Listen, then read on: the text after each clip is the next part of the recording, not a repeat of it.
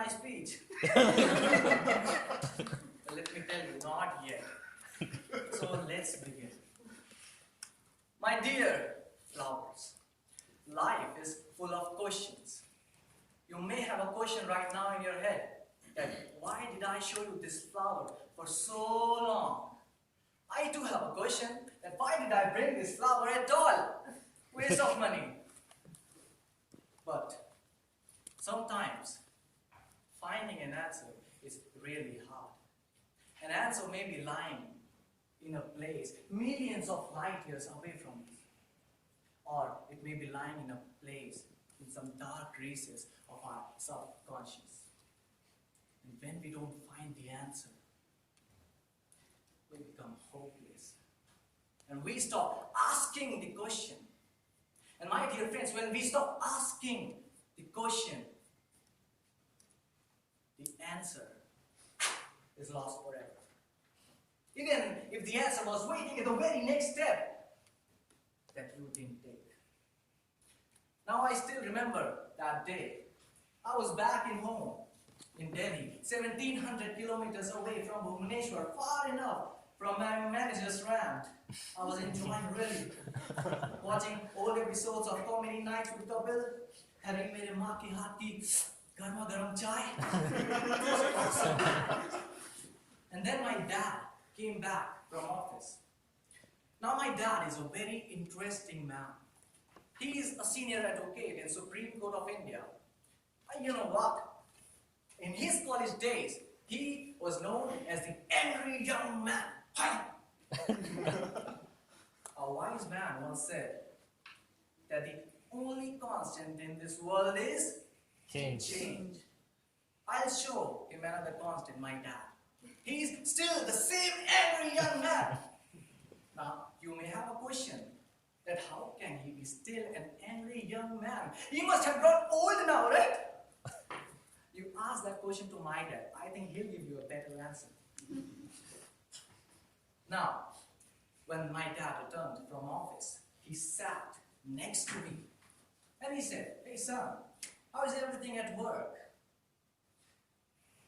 Now, if he was a simple dad, I would have said anything without much thinking. But let me warn you, if your dad is an advocate, don't try to do that. Because advocates don't like talking. I mean, simple, sweet little talks.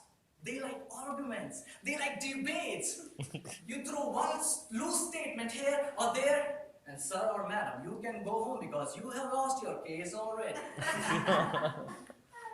So that day, when my father asked me, "Son, how is everything at home? Everything at work?" I started thinking. Now, I could tell him the truth. "See, Dad, my life sucks. My manager hates me. I think he's confused. He doesn't know. Day we work, night we sleep. He's not allowed. He's alright. I'm his out. He wants me to stay awake at office when he's cuddling with his beautiful wife at home." I still want to meet that wise man who said that the only constant in this world is change. I'll show him another one, my salary. Same for so many years. But this was the truth. Then I thought, should I tell this to him? Then I realized, no. If I woke up the angry young man inside him, he'd be like, "I told you to study hard and get a 9-to-5 government job or study law and join me in the practice. Have you ever taken a single sensible decision? You are such an idiot." I could not let that happen to me. Self-respect, right? So I started thinking, what should I say? What should I say? What should I say? Then a thought popped up in my head. I once read a quote by Ratan Tata. He said, "I don't believe in taking the right decisions. I believe in taking decisions and then making them right." And I had a moment of enlightenment. Ah, great. I said to my dad, "Dad, every everything at work is awesome. I'm doing fantastic. And even if something is not awesome, I'll make it so. Don't you have faith in your son? My dad gave an expression like, oh, really? And I nodded back. Oh, yes. Neither took another sip from mere maa ki hath ki garma garam chai. And started watching comedy nights with couple. My dear Toastmasters, when I showed you this flower in the very beginning, didn't your mind fill up with a lot of questions? Didn't you want to ask me that why I'm taking so long? What is the secret? But then you didn't ask me anything. You supposed, you assumed that you will get your answers by the end of my speech. Let's see. You know, the same questions ran in the minds of the monks standing in the Holy Assembly when Gautama Buddha showed them the flower, just the same way I did. The story goes something like this.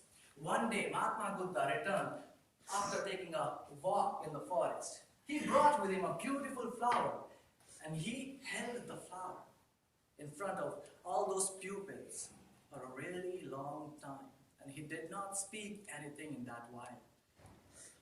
Now the minds of the monks started racing. There is something in the flower. Buddha is definitely trying to teach us a lesson. He is definitely trying to convey us something, but what?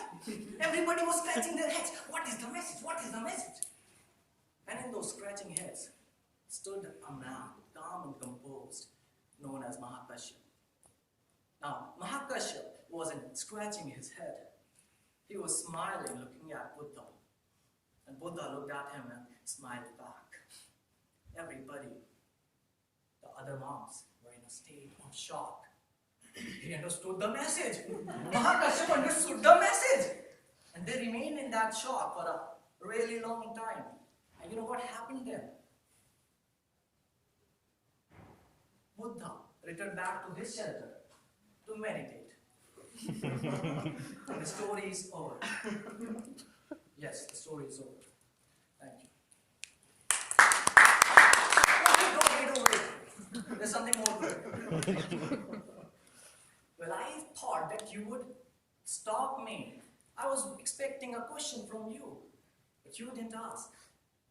Those monks also had a question in their head, but they didn't ask. They thought, Buddha will think how foolish they are to ask such a simple question. Now, who decides what a simple thing is? You know what happened because of that? 2,500 years later, still no one has any clue that why did Buddha show them a flower. The message was lost. You too may be having a question in your heads that what was the purpose of the conversation between me and my dad in this speech. But ladies and gentlemen, you did ask, so I won't answer. The message is lost. I will just hope that you got the message like Mahakashyap. And I just hope that you don't regret. And I just hope that you didn't regret that you didn't ask. Toastmasters.